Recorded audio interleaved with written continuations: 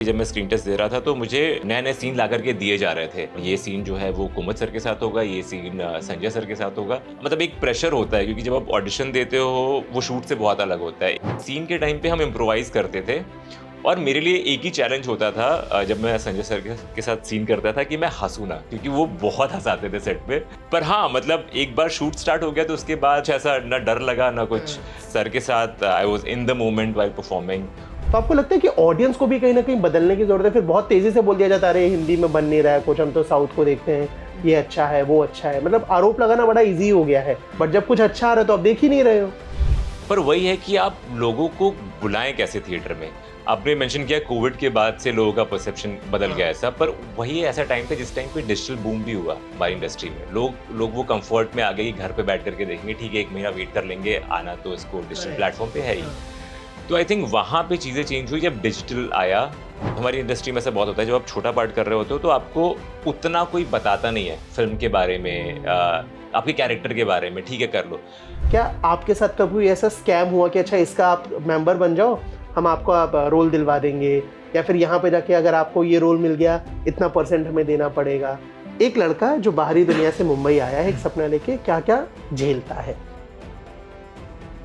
मैं बात करूंगा वध 2 की, जो इस वक्त काफ़ी चर्चा में है, काफ़ी ज़्यादा तारीफ़ें मिल रही हैं फ़िल्म को, चाहे वो क्रिटिक्स हों, चाहे वो आम दर्शक हों। मुझे बताइए कैसे मिली ये फ़िल्म? इसका इनिशियल प्रोसेस क्या था? Casting, audition, preparations? Last to last year November में इसका ऑडिशन आया था मेरे पास। विकी सिदाना कास्टिंग डायरेक्टर हैं, हुँ, उनके थ्रू। और मैंने वध 1 देखी हुई थी, मुझे बहुत पसंद थी वो फ़िल्म। और मैंने ऑडिशन में आपको पता ही होता है, बहुत ही लिमिटेड ब्रीफ मिलता है आपको और हुँ, कैरेक्टर ब्रीफ हुँ, होता है। तो मैंने I just tried to keep उसका वध 1 का rawness in my audition. I didn't overdo it, I hmm, just wanted to keep it very subtle. Uh, अगर आपने फ़िल्म जिन लोगों ने देखी उनको पता है कि जो मेरा और संजय जी का जो लॉन्ग टॉकी सीन है वो मेरा ऑडिशन सीन था। ओके। और बहुत ही वो कॉम्प्लेक्स सीन है, मतलब you have to interrogate also but not very much on face. और मतलब वो डाउट भी कर रहा है पर वो दिखा नहीं सकता इन सीन में। तो मैंने ऑडिशन किया था first time. Then I think within 10 days में मुझे कॉल आता है कि director sir wants to meet you. Hmm, फिर मेरी मीटिंग हुई सर के साथ, उन्होंने और डिटेल में समझाया कैरेक्टर के बारे में, फ़िल्म के बारे में उन्होंने उन्होंने मुझे नरेशन दिया। फिर फिर 2 और ऑडिशन हुए, 2 सीन के सेल्फ टेस्ट मुझे भेजना पड़ा। देन आई ठीक है। आई मेट प्रोड्यूसर्स फ़िल्म के। फिर मेरा स्क्रीन टेस्ट हुआ, it was a hmm, long day, मतलब I think I started around 10-11 in the morning and until late evening उसका वो सब कुछ हुआ। हुँ, तो ये सारा प्रोसेस मेरे साथ हुआ I would say within 2 weeks. ये सारा ठीक 2 है। Meeting, 3 round of audition, screen test. And I was travelling उस टाइम पे, तो मुझे दिन में कॉल आता है सेम डे कि मतलब मुझे प्रोड्यूसर सर का कॉल आता है, अंकुर सर का, कि hmm, Amit congratulations, you are welcome to the team. I remember that call. फिर मैंने I called my friend Avi, मतलब who manages me, hmm, and then we lined up our my look test on the same day, very same day. Okay. फिर उसके बाद I went on a trip and then I had to cut short my trip because we were I think Jan last year first week में हमारा shoot start होने shoot वाला, start हुआ है। But I was very happy. आपने audition का ज़िक्र किया, मुझे बताइए ना कैसा वाला ऑडिशन था? एक ऑडिशन होता है जो आजकल मैं सुनता हूँ कि आपके पास प्रोजेक्ट की डिटेल्स हैं, सीन आ गया, आपने घर पे रिकॉर्ड किया और दे दिया। हुँ, दूसरा होता है आपको ऑफ़िस जाना होता है, बहुत सारे लोग वहाँ पे मौजूद रहते हैं, हुँ, एक-एक करके बुलावा होता है, आप हुँ, देख भी रहे हो कि अरे ये भी जा रहा है, वो भी जा रहा है, ये हुँ। है, वो है। कैसा था इस बार? नहीं, तो ये जो था ये लोग रूम में बैठे हुए हैं, आप ऑडिशन देते हो, हुँ, बाकी वेट कर रहे हैं, आपको देख रहे होते होते हैं। वो लॉकडाउन के पहले बहुत होता था, ये मैंने भी एक्सपीरियंस किया है। मैं चला हुँ, गया हूँ ऑडिशन के लिए आराम नगर में, वहाँ रूम में 10 लोग बैठे हुए हैं, कुछ अपने लाइन बड़बड़ा रहे हैं, आपको डिस्टर्बेंस हो रहा है व्हाइल हाँ, you are performing your correct, scene. हाँ। वो होता था पहले। अभी काफ़ी टाइम से, लॉकडाउन के हुँ, बाद से मेरे साथ हुआ ऐसा कि पहले फर्स्ट राउंड सेल्फ टेस्ट होता है कि from the comfort of your home, hmm, you will get the brief on the call. फिर आप प्रिपेयर करो 1 दिन 2 दिन, जितना भी मतलब आपको टाइम लगता है, या फिर जितना उनको टाइम चाहिए होता है कि आप 1-2 या 2 दिन में भेज दो। Which is very good for an actor कि हुँ, आपको वो टाइम मिलता है टू प्रिपेयर द कैरेक्टर। तो वो हुआ था मेरे साथ। पहला हुँ, राउंड सेल्फ टेस्ट था, ठीक है। दूसरा राउंड भी सेल्फ टेस्ट था, हुँ, 2 अलग-अलग सीन्स के। थर्ड टाइम मुझे ऑफिस में जाना था, लव फिल्म्स की ऑफिस में, और वहाँ पे मेरा स्क्रीन टेस्ट हुआ था। फिजिकल वाला था। यस हाँ। यस। अकेले थे और भी लोग थे? मैं अकेला था उस टाइम ओके, पे। जी जी। ठीक है। हाँ। मैं अगर जो आपका कैरेक्टर है वर्तू में उसकी बात करूँ, उसमें जो आपने बोला ना कि लेयरिंग है, जो जी। सीन भी आपको ऑडिशन के लिए दिया था, चाहे वो हो गया हो, चाहे पूरे फ़िल्म में कैरेक्टर की अगर जी। बात करूँ, वो एक होता है किसी भी कैरेक्टर को फिज़िकली अडैप्ट करना कि आप जिम गए, आपने या तो वेट कम किया, ज़्यादा किया, लुक वैसा कर लिया, हो गया। दूसरा होता है उस कैरेक्टर के मेंटली ज़ोन में जाना कि उसमें थोड़ा-सा ग्रे भी है, थोड़ा-सा अच्छा भी है, वो बुरा भी है, और उसको उस एक्टर के सामने परफ़ॉर्म करना जिसको हम देखते हुए बड़े हुए हैं। चाहे वो थिएटर हो, चाहे वो फ़िल्म्स हो, चाहे वो कोई भी फ़ॉर्मेट हो। वो पूरा प्रोसेस कैसा था? उस कैरेक्टर में घुसने का, दैट टू उन लोगों के सामने परफ़ॉर्म करने का? तो मैं आपको पहले मेरा प्रोसेस बताता हूँ जी। कि एज़ एन एक्टर मैं क्या फ़ॉलो करता हूँ। मेरा टेक्नीक है इनर टू आउटर। हुँ, एक बार कैरेक्टर अगर मेरे अंदर बिल्ड हो गया तो फ़िज़िकैलिटी अपने आप वो चेंज हो जाती है अकॉर्डिंग टू द कैरेक्टर। हुँ, ये मैं फ़ॉलो करता हूँ। कई बार जैसे ऑडिशन के लिए आपको पूरा ब्रीफ़ नहीं पता होता है, आपको पूरी स्टोरी नहीं पता होती। एक सीन सीन मिलता है उसका, उसके बारे में उसका सिचुएशन बताते हैं कि ये सिचुएशन है, ये कैरेक्टर है। उस टाइम पे अगर मैं फ़ील नहीं करता कैरेक्टर को इंटरनली, तो फिर मैं आउटर टू इनर जाता हूँ। मतलब हुँ, आई अगर गैंगस्टर है तो किस तरीके से रिएक्ट करेगा, पुलिस वाला है तो उसका बॉडी लैंग्वेज कैसा हुँ। होगा। But once I start shooting तो उस टाइम पे मैं ज़्यादा काम करता हूँ मेरे इनर पे, कि मतलब ओके। किस तरीके का हाँ, ये महसूस कैसा कर रहा है ह्यूमन वो? कैसा है ये। हाँ। मतलब पुलिस वाला या डॉक्टर या फिर वो बाद में होगा, पर एज़ अ ह्यूमन ये बंदा कैसा है। तो इस ऑडिशन में जब मैंने पहला राउंड दिया था, फर्स्ट राउंड हुआ था ऑडिशन का वक़्त का, तो उस टाइम पे मुझे बहुत कुछ नहीं पता था। मैंने एक पुलिस ऑफ़िसर प्ले किया हुआ है बहुत पहले, एक मैंने वेब शो किया था भौकाल करके। भोकाल। तो मैंने मतलब बॉडी लैंग्वेज वैसी रखी और कन्वर्सेशन को बहुत ही ऐसे कैजुअल वे में मैंने ऑडिशन में दिया था। आई थिंक वो कहीं न कहीं क्लिक किया होगा जिन लोगों ने ऑडिशन देखा, कि मतलब बॉडी लैंग्वेज भी सही है, पुलिस वाला है और इमोशन भी इमोट कर ले रहा है, तो मतलब हो जाएगा बाद में, अगर हुँ, इसको पूरा ब्रीफ मिलेगा फ़िल्म के बारे में तो कर लेगा। सो हाँ, मतलब ये 2 चीज़ें जो मैं फ़ॉलो करता हूँ, अगर मुझे पता है सब कुछ कि कैरेक्टर कैसा है तो मैं इनर टू आउटर जाता हूँ, अगर नहीं हुँ। पता है ऑडिशन करना है और आपके पास सिर्फ़ 1 दिन का टाइम है और आपको बना करके नेक्स्ट डे भेजना है और आप you don't know much about the character, character तो फिर क्या बाहर से फिज़िकैलिटी प्रोफ़ेशन क्या खेलते है हैं, हाँ। कैरेक्टर का, उसका थोड़ा बॉडी लैंग्वेज पकड़ करके and then I uh, do auditions. ठीक या है। दूसरी चीज़ जो थी कि जब आपके सामने संजय मिश्रा ओह हो, येस। नीना गुप्ता हो, है ना? मतलब वो फ़िल्मोग्राफ़ी है उनकी, उस जी, चलते-फिरते फ़िल्म स्कूल जैसे लोग हैं जी, वो जी। लोग। कैसा क्या कुछ महसूस होता है? तो जब शूट स्टार्ट करने के पहले मुझे बहुत डर लग रहा था। जब मुझे पता चला, मुझे स्क्रीन टेस्ट के टाइम पे ही पता चल गया था कि ये लोग हैं और इनके-इनके साथ मेरा सीन है। हुँ, तो जब उस टाइम पे भी जब मैं स्क्रीन टेस्ट दे रहा था, तो मुझे नए-नए सीन ला कर के दिए जा रहे थे कि अभी ये है, इसके बाद फिर ये है और ये हुँ, सीन जो है वो कुमुद सर के साथ होगा, ये सीन संजय सर के साथ होगा। तो उस टाइम पे भी मतलब एक प्रेशर होता है क्योंकि जब आप ऑडिशन देते हो, वो शूट से बहुत अलग होता है। एक सेंस ऑफ जजमेंट होता है कि लोग इस आप जज करेंगे। आप जब शूट करते हो तो आपको पता है कि you have got the part and hmm, you can play with it. But वो एक सेंस ऑफ जजमेंट होता है व्हेन यू आर ऑडिशनिंग और डूइंग अ स्क्रीन टेस्ट। तो उस टाइम पे मुझे डर लगा था, बट मतलब एज़ एन एक्टर मैं सीख गया हूँ अभी how to manipulate correct, my हाँ। इमोशंस। शूट से पहले coming coming coming back to your question, shoot से पहले मुझे बहुत डर लग रहा था कि मुझे संजय सर, नीना मैम, कुमुद सर इन सबके साथ शूट करना है। बट आई थिंक वो डर कहीं न कहीं खत्म हो गया व्हेन आई मेट देम। हुँ, शूट के टाइम पे भी नहीं, व्हेन आई मेट देम और मुझे पता चला कि जितने भी बड़े आर्टिस्ट हैं, अ, मतलब जिनका क्राफ्ट बहुत अच्छा है, लोग जिनसे इंस्पायर होते हैं, वो बहुत ही ग्राउंडेड हैं। मतलब there is no air about themselves, मतलब हुँ, वो लोग और उनसे जब मैं संजय सर से फर्स्ट टाइम मिला था, वी नॉर्मली स्पोक, मतलब ही टूक इंटरेस्ट इन मी कि मतलब बताओ कहाँ से हो, कहाँ के रहने वाले हो? मैंने बताया सर ऐसे बनारस के पास Jaunpur.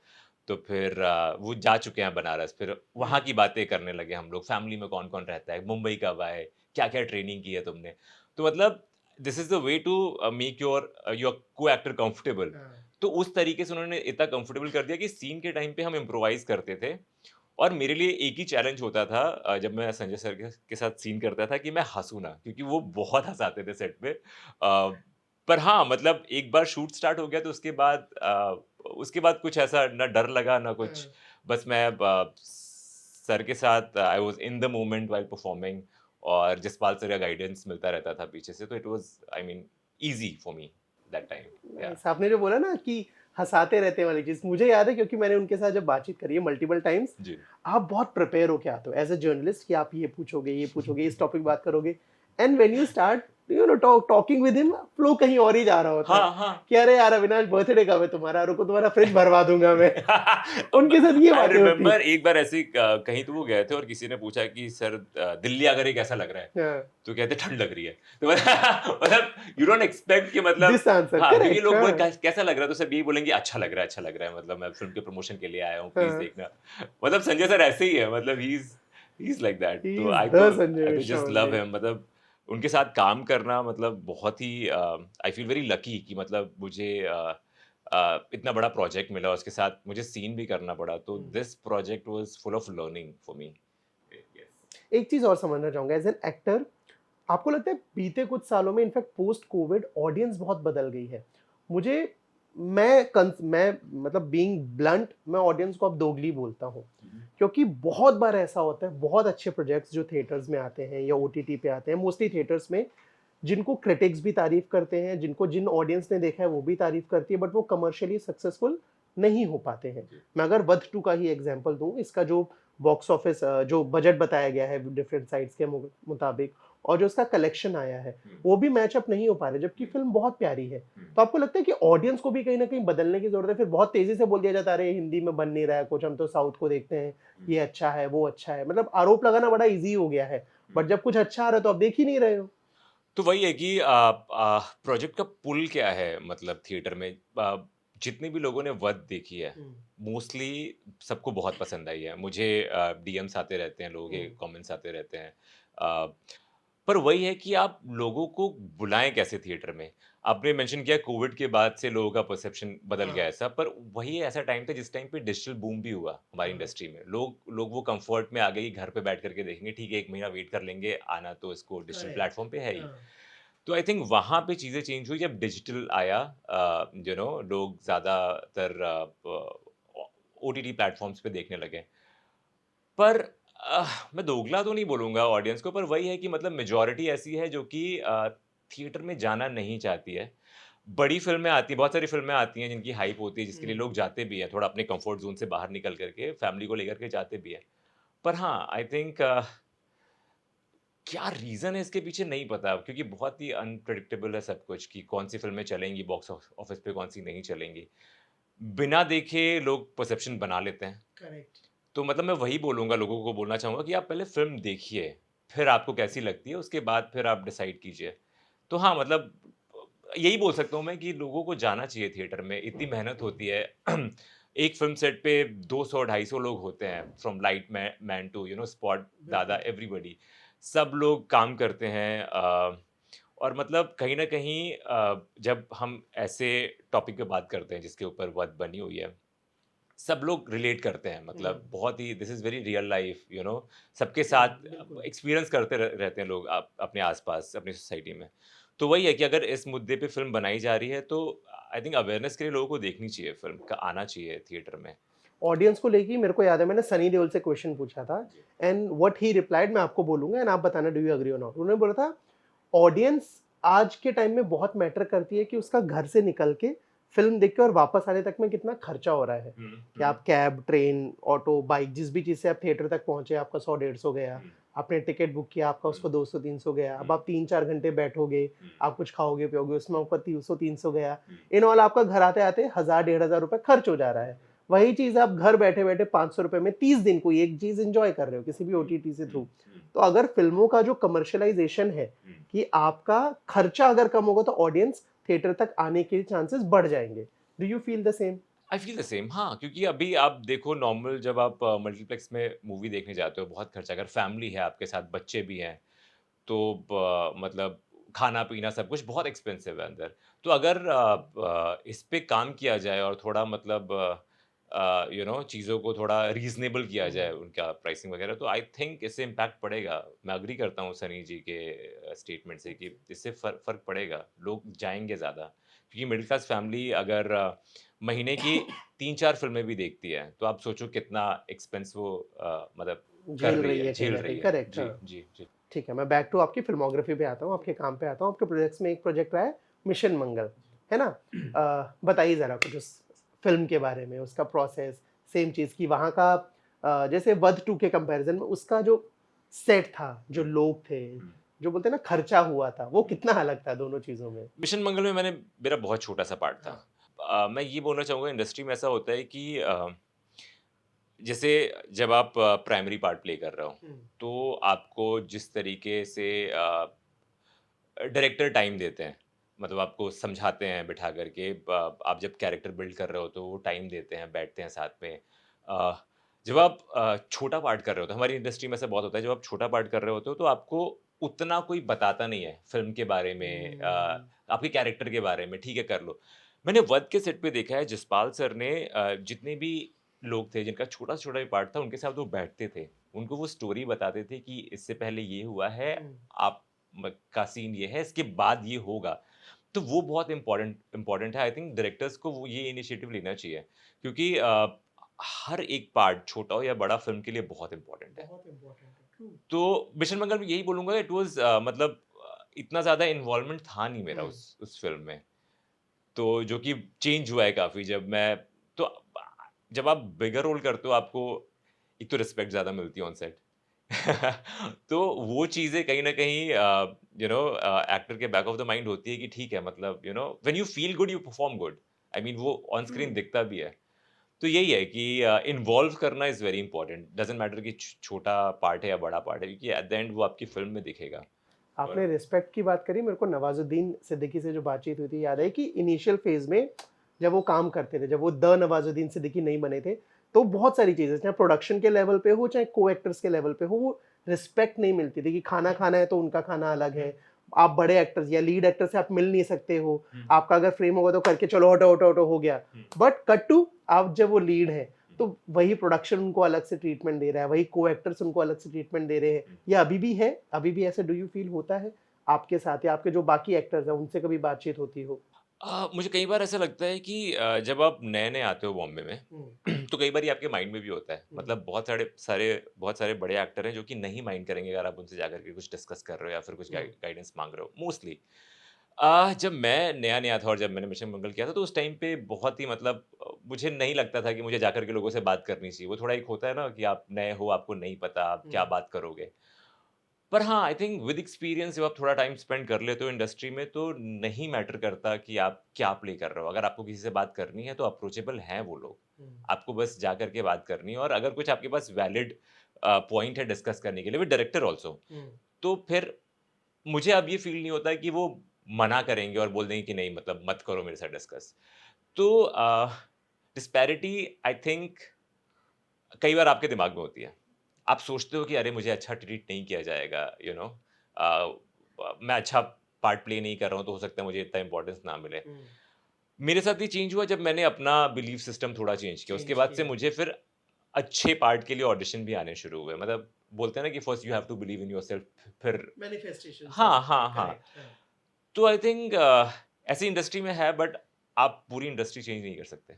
You have to change yourself, how you look at things, you know पहले आपको करना पड़ेगा। तो मैं मतलब आप जो बात बोल रहे हो मैं उससे एग्री करता हूँ, पर मैं यही बोलता हूँ कि अगर इस चीज़ को चेंज करना है तो आप अपने पॉइंट ऑफ व्यू को चेंज करो। तो क्योंकि आप वही कर सकते हो, आपके बस में और कुछ नहीं है। तो अगर आप उसको चेंज करते हो तो फिर जर्नी ईज़ी बन जाती है। Fair enough. जी, आपने अभी एक बात बोली कि जब मैं नया-नया आया था, जी। मुझे बताइए, मैं अक्सर बहुत सारे लोगों से बात करता हूँ जिसमें एक्टर्स भी हैं, डायरेक्टर्स भी हैं, प्रोड्यूसर्स भी हैं, सिंगर्स भी हैं और तमाम क्रिएटिव लोग रहते हैं। जब एक लड़का, है ना, जब एक मेल आउटसाइडर होता है जिसका इंडस्ट्री से कोई कनेक्शन नहीं है, कोई ताना-बाना नहीं है, कोई गॉडफादर नहीं है, जब वो मुंबई आता है एक सपना लेके कि भाई साहब मुझे ये करना है। लड़कियों के स्ट्रगल्स की मोस्टली बातें होती हैं। आई वांट टू अंडरस्टैंड एक लड़की को क्या-क्या प्रॉब्लम्स फेस करनी पड़ती हैं।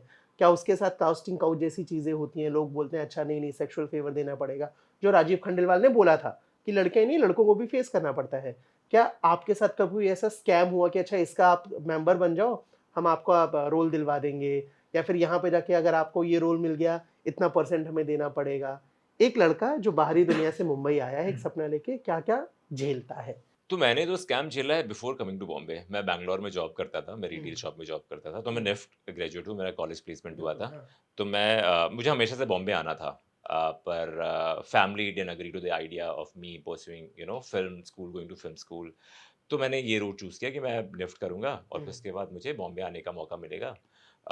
तो फिर मैं बैंगलोर में था और उस टाइम पे ही था कि मतलब मुझे जाना है बॉम्बे, ट्राई करना है। तो हम्म, ऐसे ही कुछ तो मेल आया मेरे पास या मैंने पहले अप्रोच किया तो मेल आया कि आपको ₹500 फीस देना देना पड़ेगा और आपका ये सीरियल का नाम है, टीवी सीरियल हम्म, और इसमें आप फाइनलाइज़्ड। उस टाइम पे बहुत कुछ नहीं पता था। उस टाइम पे शॉर्ट लिस्टिंग ये हम्म, सब टर्म्स भी नहीं पता थे हमें कि क्या होता है।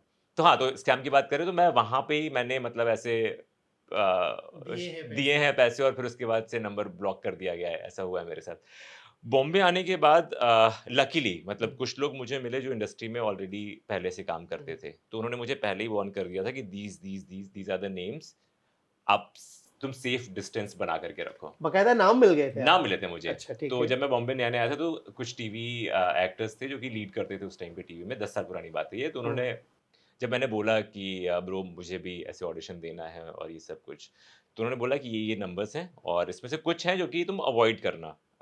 तो हाँ, मतलब मैं लकी हूँ कि मुझे इस तरीके से दिया गया पर फिर भी सबको सब कुछ पता नहीं होता। कई बार ऐसा हुआ है कि एक्सपीरियंस मतलब इस तरीके से बात सामने आई है, पर वही है कि आप बॉम्बे में करने क्या आए हो? You have to be very clear.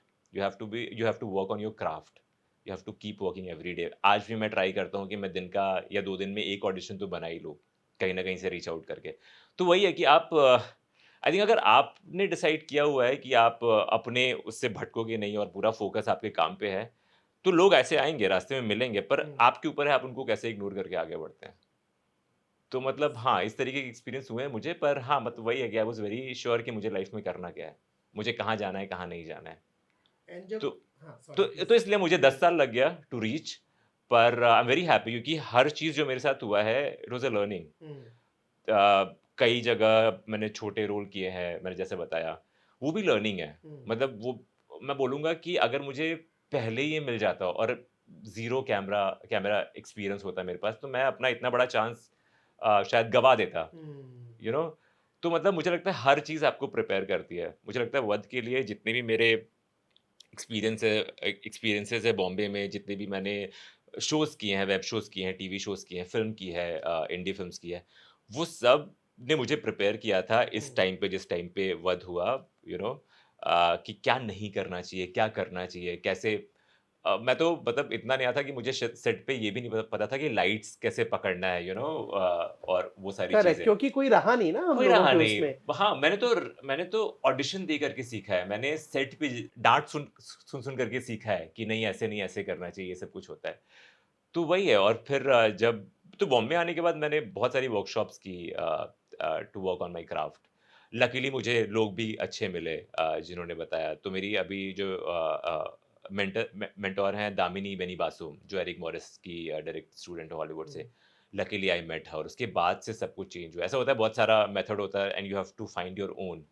तो जो एरिक मॉरिस सिस्टम है उससे मैं बहुत रिलेट करता हूँ। तो मतलब हम्म। जब वो मिला तो मुझे लगा कि ठीक है मतलब now I am in a good space और अभी I should start working on big projects. तो वही मुझे पहले खुद से लगा कि मैं रेडी हूँ एंड देन दिस हैपेंड। किसी जी। ने कोई कभी गलत सलाह दी है? मुझे याद नहीं है, शायद मैंने ली ही नहीं होगी वो गुड सलाह। वन। मतलब मुझे नहीं आती किसी ने गलत हाँ। लोग गलत सलाह नहीं देते, लोग अपने हम्म। जो भी उनकी लिमिटेड नॉलेज है उस हिसाब से वो सही सलाह ही देने की कोशिश करते हैं। नहीं बट मैं इस चीज़ को थोड़ा सा और रेक्टिफाई करता हूँ मेरे जी। सवाल को। गलत सलाह एज इन बहुत बार लोग नहीं चाहते कि आपका अच्छा हो। मैं हुँ, ऋचा चड्ढा से बात कर रहा था, उन्होंने बिना नाम लिए एक प्रोड्यूसर का नाम बताया हुँ, कि अविनाश एक ये फिल्म थी, बहुत अच्छा रोल था, मेरे पास आया था। एंड एक प्रोड्यूसर थे, वो जानबूझ के कॉन्स्टेंटली मेरे को बोल रहे थे कि ये मत कर, ये मत कर, ये मत कर, तेरे करियर के लिए अच्छा नहीं है। बैक स्टोरीज, क्योंकि वहाँ पे वो अपनी एक बंदी फिट करना चाह रहे थे, हुँ, हुँ, जबकि that film turn out to big hit. हुँ। ऋचा के काम को सबने पसंद किया। उस एग्ज़ैक्टली। कॉन्टेक्स्ट में गलत सलाह नहीं आता तो शायद नहीं दी होगी नहीं या है, नहीं नहीं ली है होगी। और प्लस करेक्ट हाँ। कुछ भी ऐसा होता है तो I have a set of friends hmm, जिनके साथ मैं डिस्कस करता हूँ हुँ, कि और लकीली उनको इंडस्ट्री के बारे में बहुत नॉलेज है, वो बहुत टाइम से यहाँ पर हैं। तो हाँ, मैं उनसे डिस्कस करता हूँ। मैं मतलब किसी किसी से ऐसे कुछ आता भी है तो मतलब आई डिस्कस इंटरनली, उसके बाद फिर मैं करता हूँ। तो आई डोंट थिंक कि ऐसा कभी कुछ एक्सपीरियंस हुआ है मेरे साथ। परफेक्ट, ऐसा जी, हो भी ना, यही हम चाहते हैं। Thank you. क्या कुछ और आ रहा है अभी अपकमिंग प्रोजेक्ट्स में? अ, एक फ़िल्म का मैं शूट कर रहा हूँ, I am very excited but I can't talk about this अभी। NDS, yes, yes, correct, yes. ठीक है। But waiting for the right time, जब होगा तो I am very excited to